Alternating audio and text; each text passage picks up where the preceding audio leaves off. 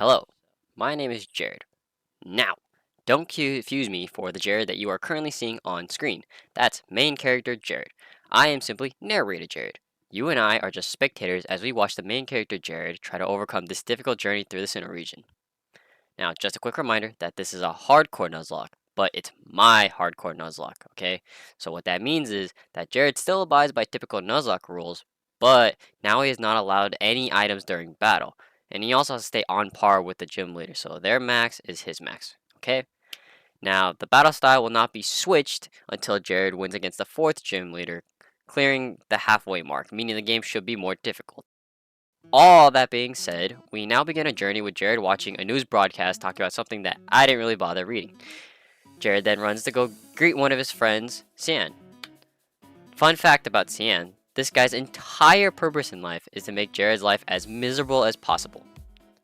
Anyways, getting back to the story, Jared bumps into Sian as he exits his house, realizing he forgot something, so the logical thing Jared thought to do was follow him instead of waiting outside for some reason.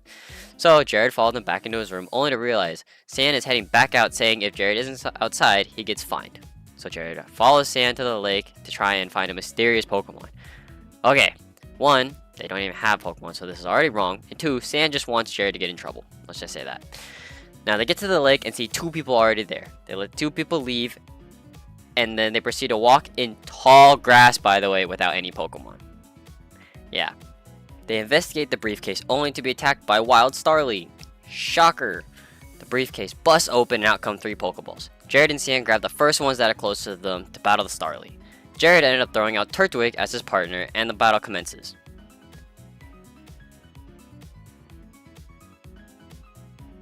They successfully fended off the Starly. Dawn later comes back for the briefcase, realizing that 2 random strangers took 2 of the extremely rare Pokemon within the case, and heads back to see the professor to see what to do about the situation. Jared and Sian went back to see their parents to let them know what's going on.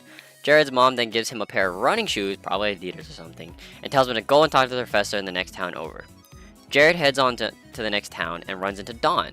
Just as they are about to enter the professor's lab, they bump into Sian. Sian mentions that the professor isn't as scary, and then that Jared should go talk to him. Jared then enters and proceeds to talk with the professor. Professor Rowan sees how happy Turtwig is to be with Jared, so he lets him keep it. Jared officially obtained his very first partner in this Nuzlocke run. Jared decided to name the Turtwig Fort, and hopefully Fort will help Jared complete his journey to be Sinnoh's champion. Professor Rowan also decided to give Jared a Pokédex for whatever reason, but I guess it's customary to give him one, and then he sends Jared on his way. Dawn gives Jared a quick rundown of the town and tells Jared to go visit his mom one last time before he embarks on his journey. Jared heads back and he is talking to his mom, and then all of a sudden Sian's mom gives Jared a parcel to give to Sian later on. Jared's mom gives him a nice looking hat and they exchange their final goodbyes. Jared heads back to Route 202 to meet up with Dawn, who teaches him how to catch Pokemon. After Jared receives Pokeballs, which means his Nuzlocke has officially started, Jared is very eager to get his first encounter, and...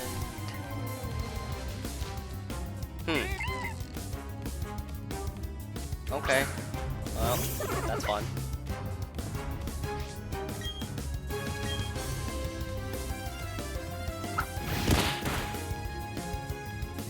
Okay.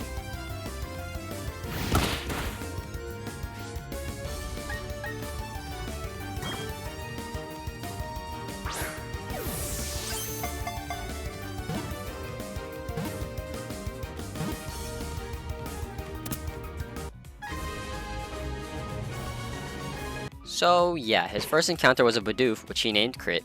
I'm assuming because the first thing that happened was a critical hit, but who knows. He continues along the route and fights a trainer named Tristan. The battle was a lot closer than what Jared wanted, but thankfully Tristan was being an idiot and he uses Growl instead of taking out Fort. Jared then goes on to buy some stuff at the mart, finishes the rest of the route taking out a trainer's team of Bidoos and another trainer Shinx, and then Jared enters Jubilife City and heads to the trainer school where Sian is. He then gives Sian the map and gets one in return, and for the fun of it, Jared picks a fight with one of the students. Now, school's kid Harrison sends out an Abra.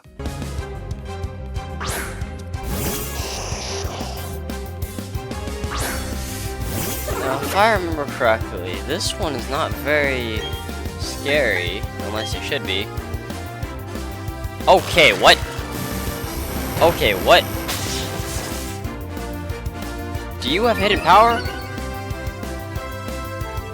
You're scary. Why are you already having a boosting move? Oh. Okay, unless you crit me. Oh, I'm chilling. Fine.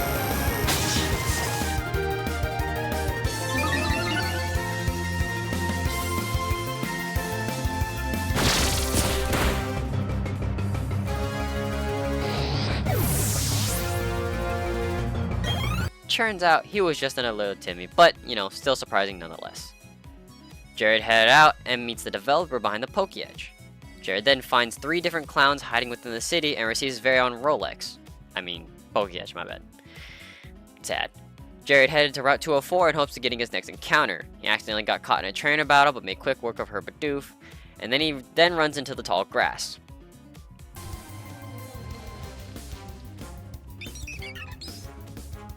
Oh, nice. Okay, crit. Nice and easy. Nice and easy.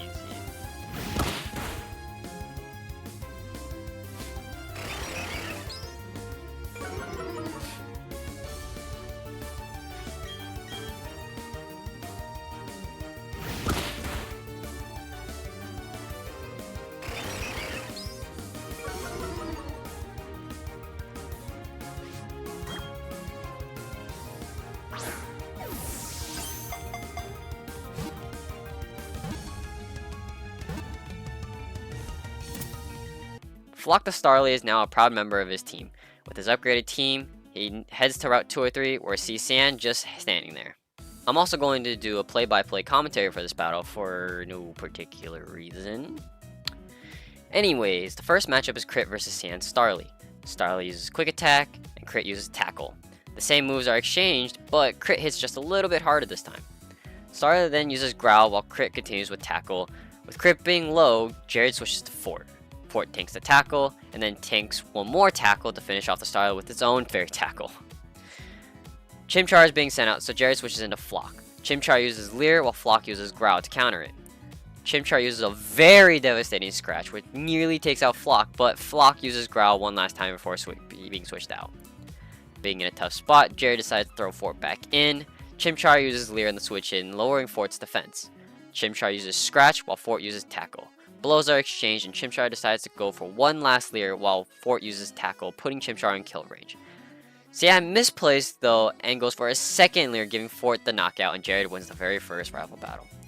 They say their goodbyes, and Jared goes back to heal his injured team.